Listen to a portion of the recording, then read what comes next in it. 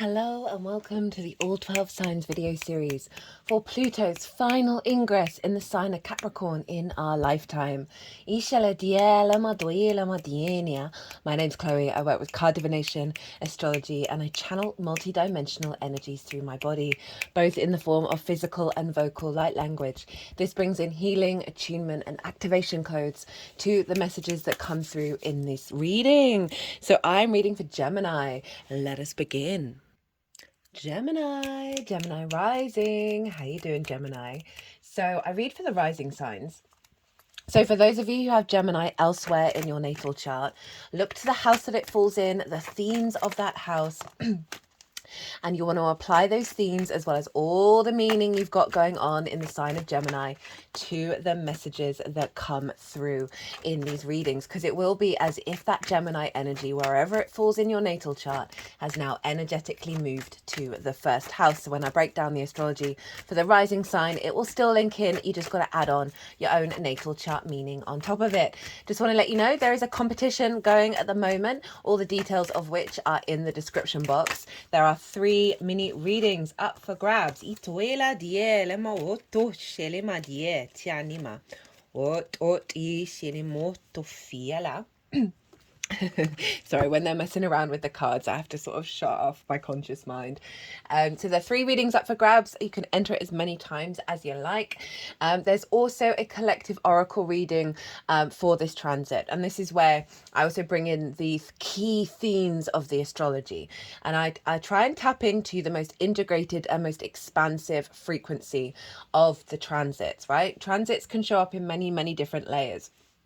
And so that collective reading, that oracle reading, might give you a deeper understanding of what is the higher vibrational frequency intention of this transit, right? And how to, and then if you have an understanding of the intention, you can then apply that to how that shows up in your life, whether it's a challenge or a blessing, and have an understanding and a perspective. Oh, this is what this is trying to get me to engage in, right? So if you want a deeper understanding of that, go check that out. I will tap into some of the astrology here in this reading, but I go into more detail over in that oracle reading. And I read these oracle cards and the message was just beautiful.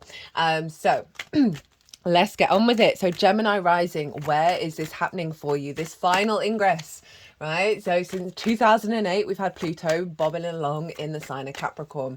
So we're familiar with this energy, and this is the last time. And this is particularly significant because it's making really harmonious aspects with both Neptune and Uranus, and they're all retrograde. And so these are the bigger outer planets. And so this is a really phenomenal metaphysical reconstitution of our consciousness and how we engage with power in our reality, right? And I go into that in a lot more detail in that oracle reading. And this is happening, the Capricorn for you, Gemini rising, is in your 8th house. The 8th house is the outside world's resources. This can be mortgages, loans, insurance, taxes, bonuses, commissions, inheritance, both 3D and cosmic inheritance, because it's dealing with the resources of the outside world, as well as more one-off chunks of resources. It's also where relationship dynamics show up, right? Because this is the exchange between you and anything other than yourself. Time, money, energy, intimacy, ideas. So it's the how we give and receive, right? The lens in which we, our relationship dynamics, how we operate. And often we can get codependency here. We can get scarcity complexes in regards of, oh, I'm never going to get the resources that I want from the outside world or from other people. Giving too much, taking too much, all of that kind of all of that dynamics. It's a very magical house as well. Edgar Cayce, a very famous psychic, had a stellium up in the 8th house because it was able to utilize the resources of the multidimensional sphere. So Pluto's moving back into this space, right? This house of transformation for you. And so this is the final level and upgrade, right? I've been talking in a lot of recent transits of this new timeline coming in for us all, a new frequency that's coming in. And now we've got this amazing combination of the 3 outer planets really working with the kind of archetypal big energy within us. Ituela di shalimo tochetianima, doetianimo toetiania. So Pluto's moving back in here to help really, Pluto's about your root-id power, your magnetism, right? It brings up difficulties around power dynamics because it's letting you know that's not the way. Ita tinimo doetinia, to honoring the cycles of life, death, and rebirth, i.e., everything is in flux, right? And being more neutral with that and standing within your own grace as you do so. Itoela madila motoela. So there's an elevation going on with this final breakthrough at Inia of Pluto being in the 8th. And so this is a redefining, a bringing up from the surface riches and resources, as well as wounds, around the themes of exchange, around the themes of resources, of how you work with them and how you interact with the external world. Now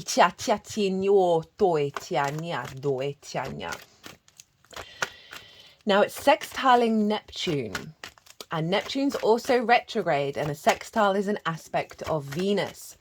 And this is always a very big aspect for us collectively in terms of our collective consciousness around power and around mysticism, around the unseen realms, around why are we even here? What is going on? How do we perceive reality? So we have that Neptunian and then the Plutonian energy combining by an aspect of Venus. So connection, appreciation, value, love, creativity, harmony. So this is when we start to be able to unfold dynamics that serve us in the long term in regards to harmonizing our understanding of root-id power and our connection to the unfolding of the universe, right? Of source. And our place within it. And so it can see a lot of old dogma and a lot of old paradigms come up to the surface with these kind of transits, because we're able to get creative and connect the dots and find more appreciation and value between these two and get them to harmonize with one another, and also be able to break out of other rigid spaces. Now Pisces for you, Gemini, is up in your 10th house of your life purpose, your career. Career doesn't have to be life purpose, it can help facilitate it. It's your visibility, your reputation, how the big outside world sees you, and also bosses, right? So there's a sense of authority here. And Neptune is retrograde, and this is pulling back the illusion that magic isn't real. Pulling back illusions around how you can expand and connect into your life purpose and your career. I thought we got a flipper there. And it's sextiling Pluto. So there's something around here around bringing in a healthier co-collaboration relationship dynamic with you and the external world and the resources and the and how you interact that's serving your life purpose.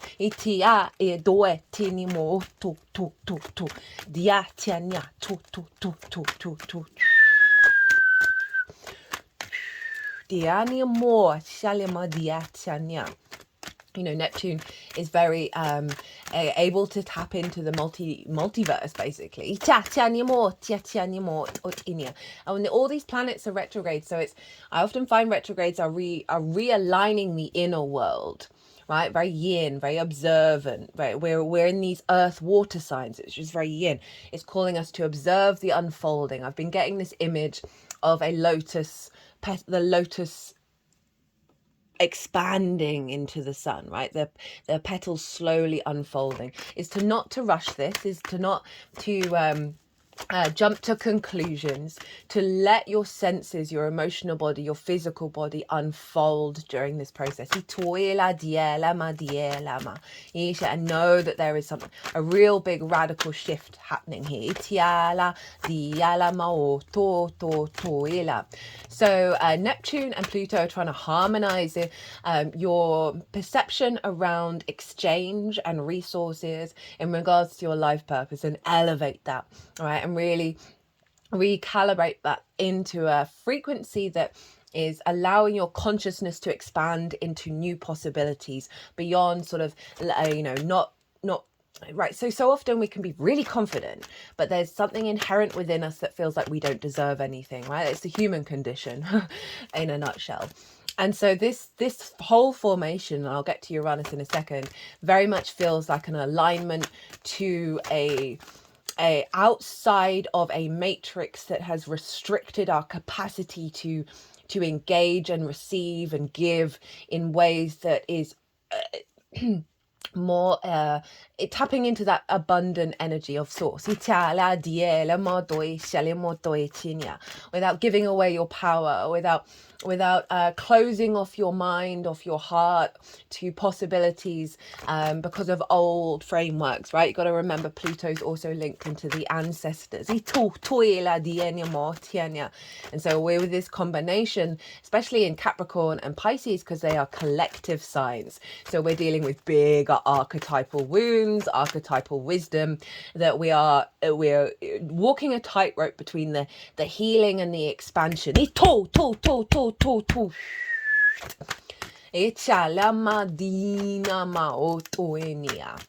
Now, Uranus is over in the sign of Taurus and is trining Pluto. And Taurus is a personal connection to the earth, right? It's ruled by Venus. It is the sort of our individual connection to our physical senses. And Taurus for you is in your 12th house, your hidden house, your house of mysteries, right? This is where we get all that good stuff, right? Depression, anxiety, isolation, loss, and grief, because that stems from the unconscious spaces where trauma responses and limiting beliefs lie. It's also a very magical house. That's far too many cards. Oh, we got a flipper. What was I saying? Yeah, so the 12th house can be really difficult because of those unconscious quagmire. Italia due tinima. But underneath all of that is the magic of your soul. That is your core power. It's that Taurus energy, right? And it's such a cosmic joke that's the way it happens, that we have to go through these processes of integrating the 12th house, integrating that power in the rest of the chart, even though that part of us can feel very personal, but we don't take it out into the world. Like, it can also feel very distant from us at the same time, even though it is our core tool. Now, Uranus is the future thinking energy, the very sort of maverick energy. It's wants you to be confident and comfortable walking your soul's path, and will shake things up if you're not able to shake it up yourself, or shake up your life in order for you to get back onto the right path. It's our champion, very Prometheus energy. So I love this combination of Capricorn and Pisces, the collective earth and water signs, and with Uranus in Taurus, the personal connection of, okay, right, we are healing some deep collective wounds. We are elevating the wisdom of the collective and experiencing it through the individual. So Uranus in the 12th. So Uranus is really helping crack open the magic of your soul. Helping liberate you from wounds around in the unconscious spaces, right? So it's trining Pluto over in the 8th of relationship dynamics. Now, so often in those unconscious spaces are the love languages that we learn in our early years, that then and the experiences that we have in our early years then form our understanding of how we perceive the world and the resources and the exchange with that. And so this feels like a whole reshifting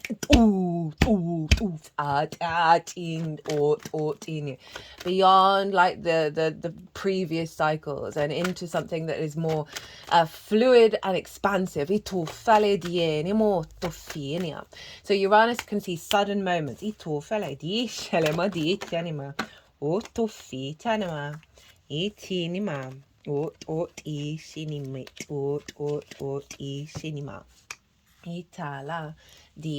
Uranus can see sudden moments, breakthrough moments, inspirations, where it's all of a sudden your paradigm shift changes in regards to how you engage with the outside world, and how that's influenced your perspective of your past, right? And how you are capable of being and expanding into something bigger.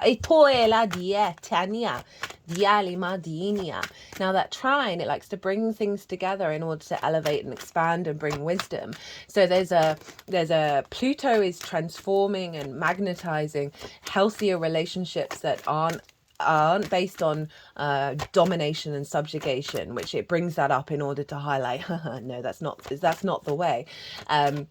And Uranus over in the 12s is helping sudden shifts and changes around how you, in your unconscious spaces, around how relationships impact you, the dynamics impact you, resources impact you, and it's really helping you get back to yourself. Because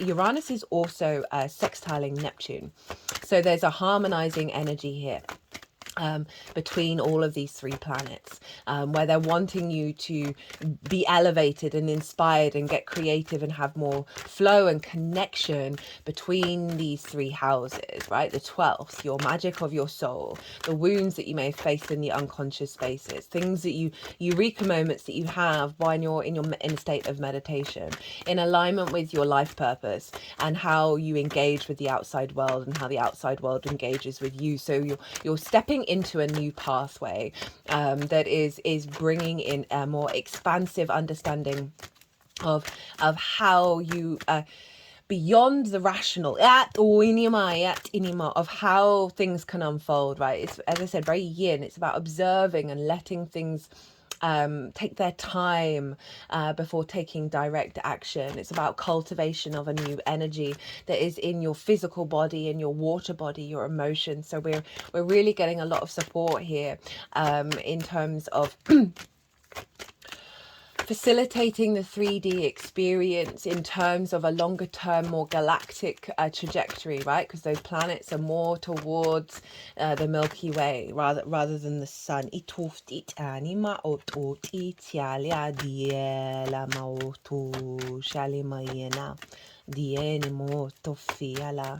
So it's a reconstitution of your relationship dynamics, and how that facilitates the expansion of you bringing your capacity to bring that magic of your soul out into the world, out into the way that you interact with other people, that is going to kick off heightened connections, whether it be on this plane or the multidimensional plane, that is bringing more of an alignment and a knowing of your life purpose, right?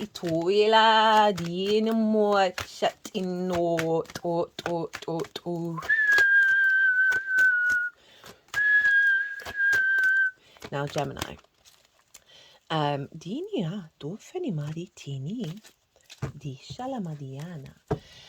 Jupiter rules Pisces traditionally. Now that's where Saturn is, and Saturn rules Capricorn, which is influencing Pluto.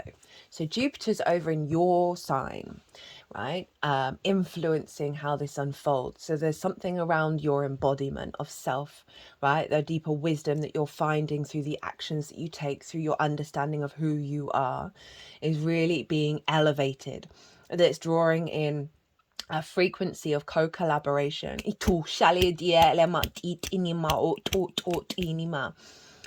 with you and the external realms, that is elevating your level of maturity in how you engage with the world.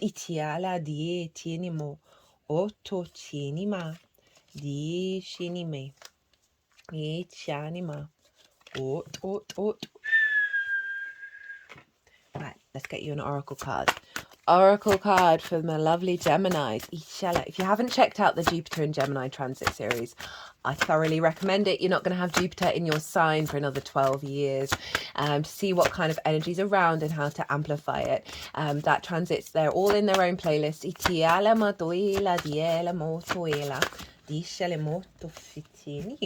Okay, you got two. So let's get into the tarot. So the 3 piles are, I should have mentioned this at the beginning, I keep forgetting to do that. The highest integrated, most expansive frequency of Pluto. What's the intention of this transit? What's the challenge and how to work with it? And then how to amplify and work with the intention. So the intention of Pluto moving in the sign of Capricorn. Well, look at all of that fire. We've got the 10 of Wands in reverse. We've got the 3 of Wands and then the King of Wands. So the 10 of Wands upright. So if we're thinking Pluto's intention is to flip this in the 8th house of like you're doing all the lifting, you're doing all the heavy work of feeling the weight and the responsibility, the burden, the heaviness of the exchange between you and the outside world. Eat. That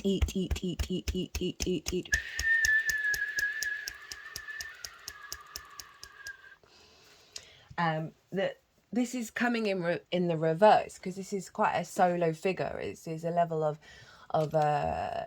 there isn't collaboration here. This is the solo journey of taking the load on your shoulders and doing that all by yourself, right? So whether that's being that can come in many different forms, whether it's in the relationships that you're in where it feels like that you're doing the heavy lifting, or you've got to do all the work to get all the resources. You're not getting any support from the outside world. This is you just got to keep on going. But there's also an element of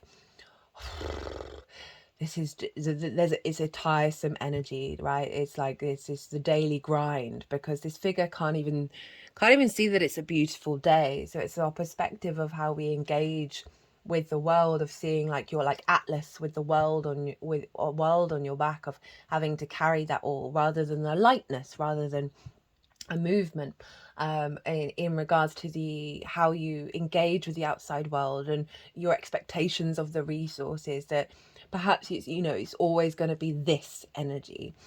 Pluto's saying no, we're releasing this. We're releasing this sense of it's always going to be never quite completed, always, because this figure is nearly home but they're not quite, of having that weight, having that heaviness. This is showing up in reverse with the 3 of Wands, right? So the 3 of Wands is this figure, very different energy. All they know is that they do their best in every moment, right? They've got to this position and they are embarking on a new journey where there's a lightness here, but there's also protection and there's a strength. We've got the many layers of the clothing. We've got the armor, we've got the courage, we've got the heart. That there's a real sense of, this is the sun in Aries, of knowing, of having a deeper instinctive knowing, that the world is opening up, right? It's not trying to control how that's going to unfold. It's just knowing that you are going to show up and do it, you're going to be doing the best that you can in every moment when it comes to that. Moving from that 10 of Wands to a new journey, a lightness.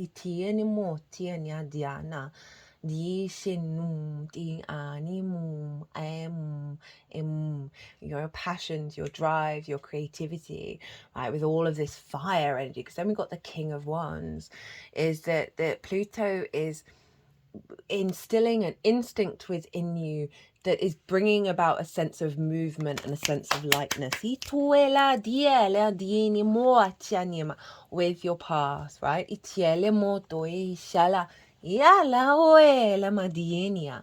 that King of Wands, this is the sovereignty of self, right, of your instincts, and knowing that you are, there's a level of maturity in the instincts that you have to take action as you go out into the world, as you want to expand and create and build.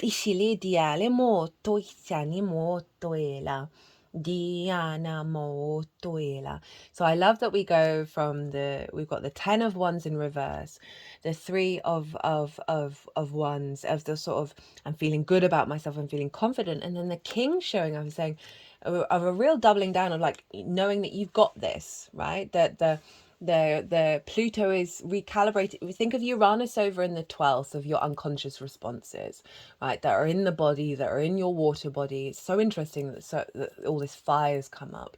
That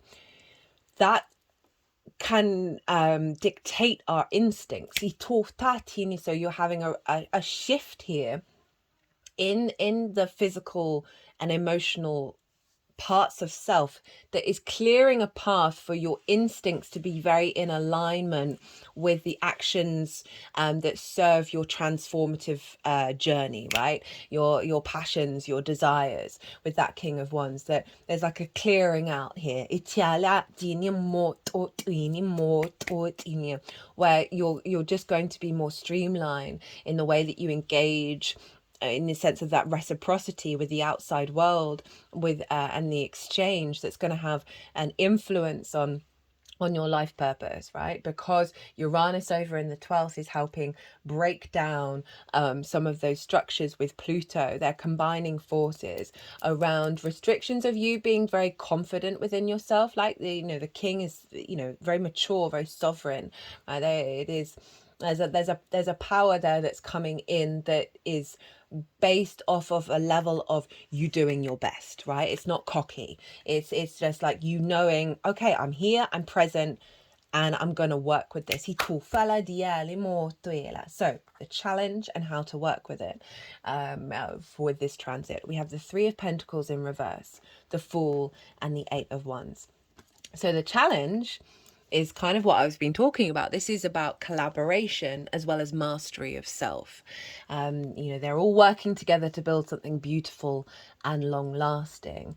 There's a sense of mastery. This figure is is very good at what they do, and therefore is drawing towards them others who have different skills in order to build something bigger than the individual. So it's very, very collective energy, and it's in reverse. So there's the challenge is the block that's here around collaboration, around you honoring your mastery of what you're bringing to the table. So there's an element here that's going to be, you're going to be working through, of coming into a level of acceptance and acknowledgement of your skill,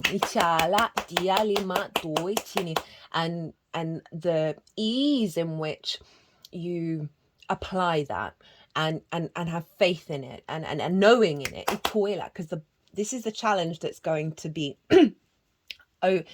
unraveled, right? That block of seeing yourself, of what your resources are, and how your resources are, and how you give into the world. And also, again, in terms of sort of relationship dynamics, whether it's work, romantic, whatever it is, that the block that's coming up is the inability to collaborate in a healthy way that builds something. That they're building a church. Churches, obviously, not all churches, but throughout time, they last a long time. So there's something around a block that's coming up around the sort of the immediacy of the things. You're now there, there's the inability to sort of get up and go and build in terms of the long term. That block is coming up because it's going to be broken down, right? It's calling you to reflect on, where is this coming up for you, right? Where might you be thinking, oh, I'm not going to do that because so and so did that, and now I feel put out, and so I'm going to withdraw. And what, like that kind of sort of, in terms of the immediacy of your emotional body, of like your response mechanisms. When do you put up blocks around collaboration? When do you put up blocks around seeing your own mastery? And be aware of that, and be an observation of it, and see how you can shift your frequency, because how to work with it is the Fool and the Eight of Wands.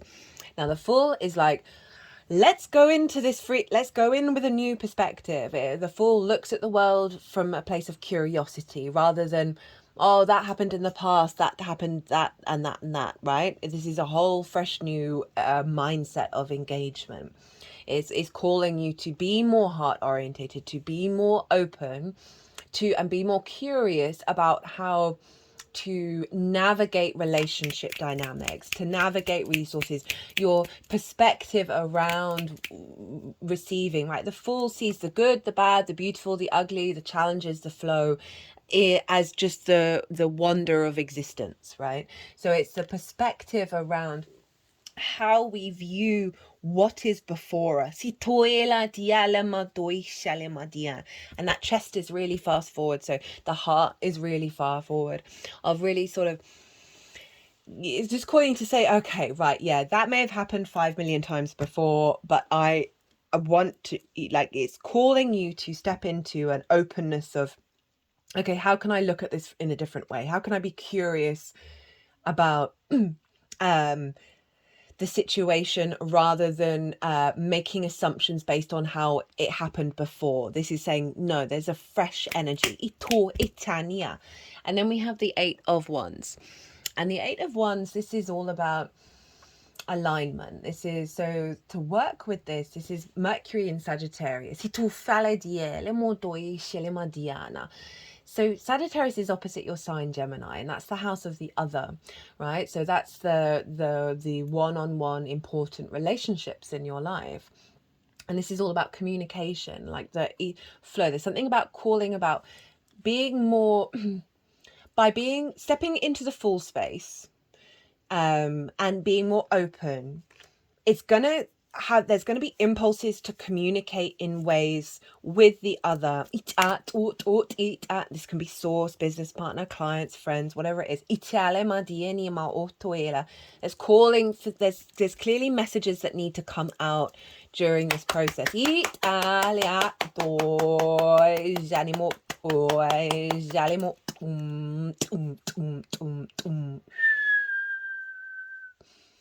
Around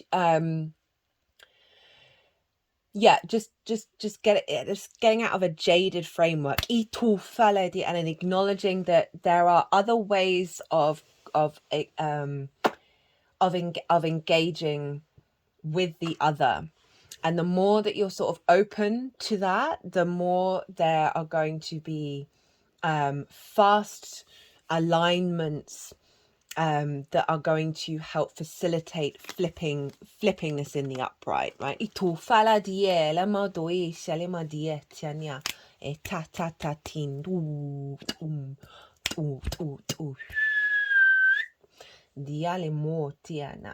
have the Six of Wands at the bottom of the deck, and this is a sense of victory, right? There's a sense of recognition of who you are and what you've done by the outside world. So this figures didn't do it for the recognition, but this is acknowledging that this Plutonian transit, there is going to be more reciprocity, there's going to be more collaboration, there's going to be more celebration, and there's going to be more achievements and feeling good about the work that you've done. You've got a lot of fire here.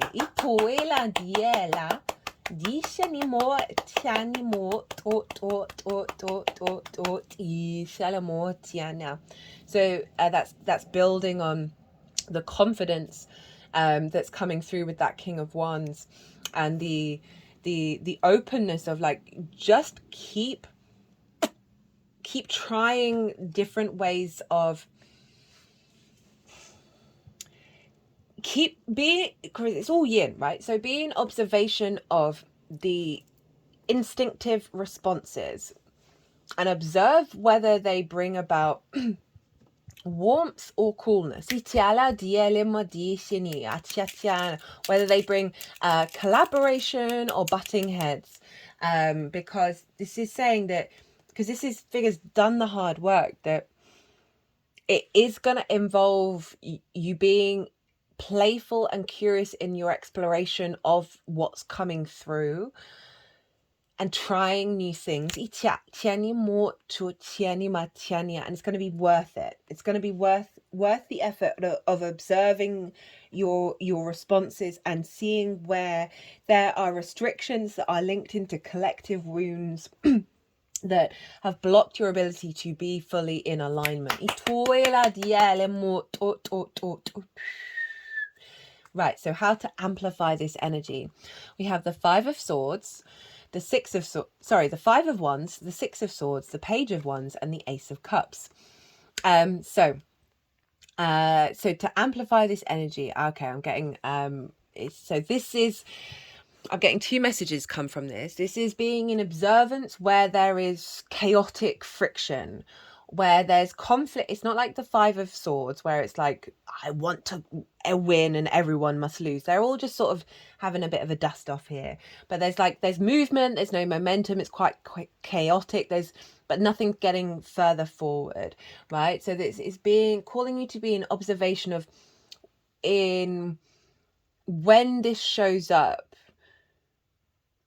You got to follow the patterns Italia of how it got there. And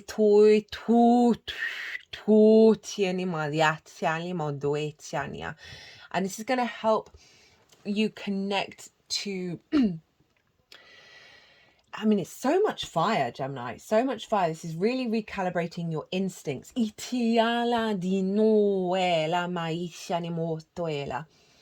That it is getting you to be in observation of when this shows up, not to be irritated by it, but just to be like, okay, why is this dynamic showing up, and how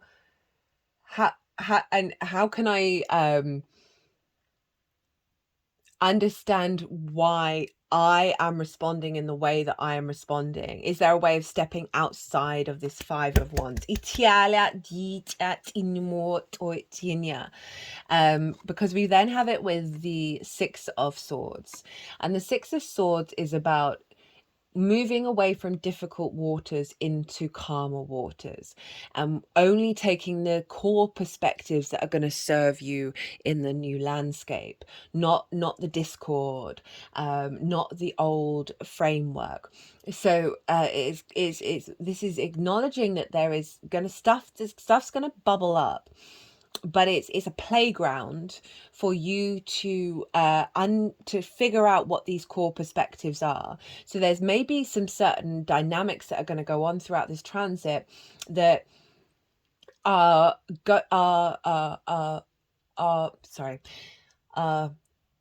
being, they are words, where are they, where have they gone? Situations are going to show up that are going to help you get to understand what this is. So this is going to give you some perspective. There's going to be, because this is kind of training as well. That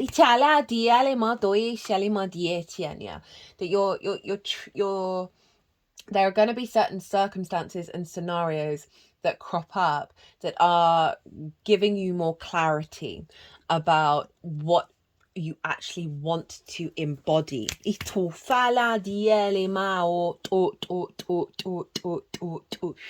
if there are some frustrations and some dynamics where you're like, oh, why is that happening? Really go within and observe what's the core essence that's missing, and how to make steps to activate it. Got the Page of Wands and the Ace of Cups. So the Page of Wands is saying, like, with this rediscovery, with this sort of exploration of a new, moving beyond sort of scarcity and moving into sort of thriving energy, this is calling you to seek out an understanding through playful experimentation in the way that you're communicating, right? To observe the patterns, the synchronicities, your instincts of what they're guiding to you, the opportunities that are coming up. And because pages have just got into the court, they're willing to learn, they want to talk to everyone, they want to explore everywhere. That with this training energy that's going on here, that's helping you connect to the core perspectives that are aligning you to healthier relationship dynamics and with you and everything external to you in terms of your life path, that it's calling you to open up and be a bit more playful and light in the way that you're engaging with the scenarios, right? There's going to be, this could be calling you to just, I feel like this is tapped into the Mercury retrograde as well. Around communication, that having, you know, because this is going to be, these are all going to ebb and flow between one another, that after a bit of a oof and then figuring something out, then putting it into practice, communicating it all from a place of love, and be really open to, as I said, this is yin, we're watching it unfold, watching what, as this, the lotus is, the flower is unfolding, that it is going to involve some shifts and some changes, old paradigms coming up, that old dogmas coming up, that is causing us to be more curious and be more open in the way, and more playful, and allowing yourself to be more vulnerable, allowing yourself to communicate in ways without the expectations of how it's going to come back.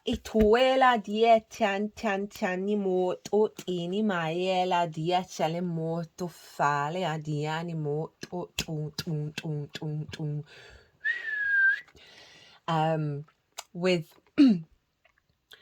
Pluto in the 8th, in terms of messages from, there's something around you being able to sort of, because of this, being able to tap into a lightness here, where you're going to get a lot of signals and downloads coming in from source, that is wanting you to orientate to this Ace of Cups.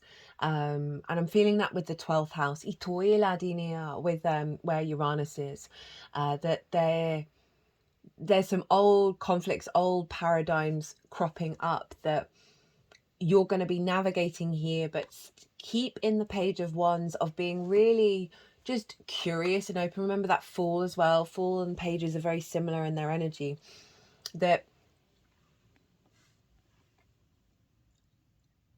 watching the I just feel that there's going to be some sequences of events that are leading you to tap more into the innocence of your heart, that is going to allow more room for collaboration. Because the Ace of Cups is, there's the Dove of Peace, right? There's the overflow. This is an offering, a renewal of love, that it's wanting you to communicate from that space, to perceive and observe the world around you more from a place of peace, and observe that even if there is sort of conflict going on and sort of dust up, that there is a reason behind it, that there is some wisdom behind it, that there is a flow from source that is going to be giving you opportunities and signals to step into a very playful, open-hearted, loving engagement with you and the external world. Right, okay, Gemini. We've got two cards here. We have the Dream Thief, refusal of the call, and the Magician's Sword, confidence in your magic.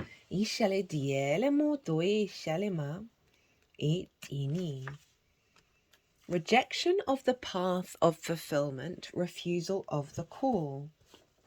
The Dream Thief is a soft and compelling seductress. Her only purpose is to keep you hypnotized by comfort and sameness. She wants you to tell your old stories over and over so you don't evolve beyond them. Ask yourself whether you are reverting back to the familiarity of your origin story, or why you were wounded, or when you were rejected.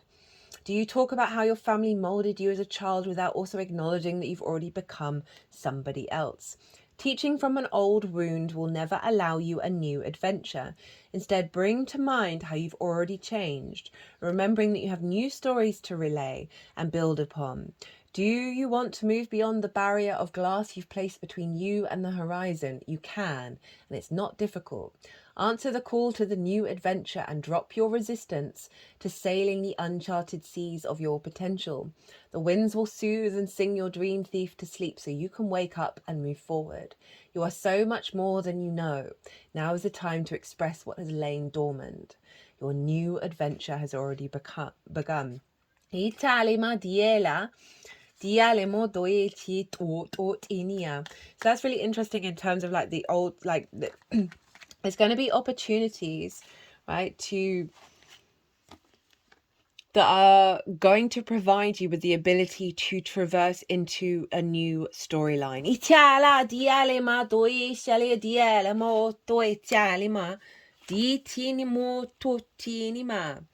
So be mindful of those restrictions of the past, right? We've got the Fool in that page, and the Stream Teacher saying, not the old stories. We are starting a new line. Italia Duenia. Magician's Sword. Confidence in your magic. Nothing can stop you. The beauty you seek. When the Magician's Sword appears, you are called to cut the cords that bind you to old thought forms and beliefs, or to friends who are not true.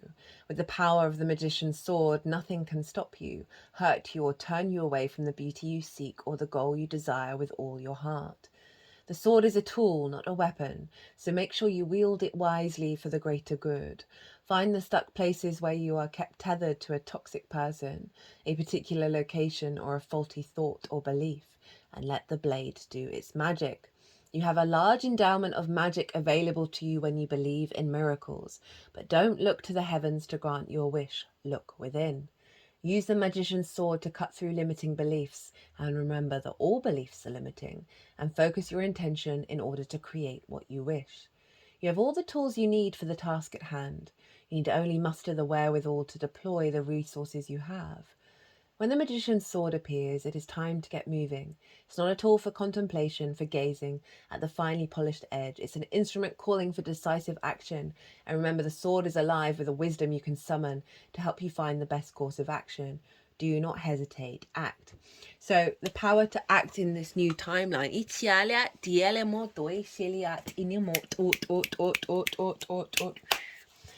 Love that for you, Gemini, especially the Magician's Sword, because the Magician is Mercury's card and you are ruled by Mercury. So yeah,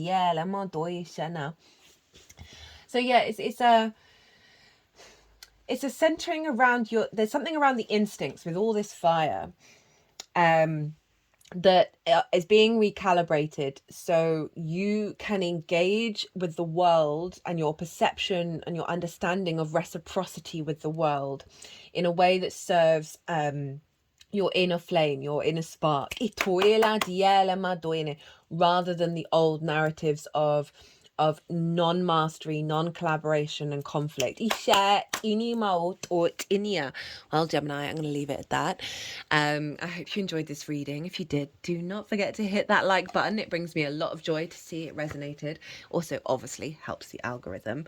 Don't forget to enter the competition. But other than that, Gemini, be good to yourselves, be good to those around you, safe travels, and be well until we meet again.